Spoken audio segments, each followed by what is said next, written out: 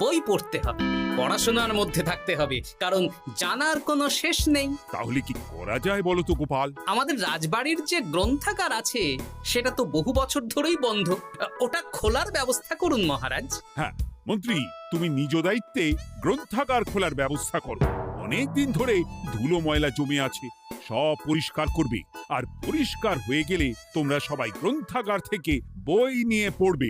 বেশ। মন্ত্রীমশাই ভালো ফাঁসার ফেঁসেছেন। হ্যাঁ, জীবনটা তো শুয়ে বসে গুলতানি দিয়ে কাটিয়ে দিচ্ছেন, না হয় একটু কাজ করবেন আর কি। আর হবে না গল্প গুজব, হবে না ঠাট্টা হাসি। গ্রন্থাগার সাফ করতে গিয়ে মন্ত্রীর হবে হাঁচি কাশি। কথাটা বেশ ভালো বলেছে বিজ্ঞানী। ওনার দুটো কাজ, অকাজ আর কুকাজ। সে তো তুমি প্রসঙ্গ আনলে তাই। বেটারা আমাকে নিয়ে রসিকতা করছে।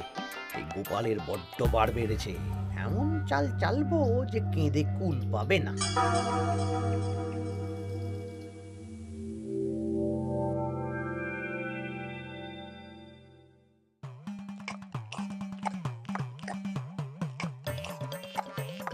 বেশ সুখে ছিলাম, কিন্তু হঠাৎ করে গোপাল আর মহারাজের সহ্য হলো না, চাপে পড়ে গেলাম। আমরা আপনাকে চাপমুক্ত করব, বলুন কি করতে হবে? আমি সব ভাবনা চিন্তা করে ফেলেছি, এখন তোদের আমার কথা মতন কাজ করতে হবে। আসতে পারি মন্ত্রী মশাই? হ্যাঁ, এসো এসো। ইনি তো চিত্রশিল্পী, এনাকে দিয়ে কি হবে? ইনিই তো আসল কাজ করবেন। শোনো, তা গোপালকে ভালো করে দেখে নিয়েছো তো? বিলক্ষণ। একটা পাতায় গোপালের ছবি আঁকতে হবে, ওপরে লেখা থাকবে কৃষ্ণনগরের ভবিষ্যৎ। এ কি, গোপাল তো আপনার শত্রু, গোপালকে নিয়ে বই লিখতেন কেন? আমি বলছি, একটা পাতায় গোপালের একটা ছবি আঁকা হবে, যেখানে গোপালকে দৈত্য হিসেবে দেখানো হবে। বড় বড় দাঁত, বড় বড় কুলোর মতো কান। শোনো, নিচে একটু ফাঁকা রাখবে, যা লেখার আমি পরে লিখে দেব। আর আপনি মহারাজকে এই পাতাটা দেবেন?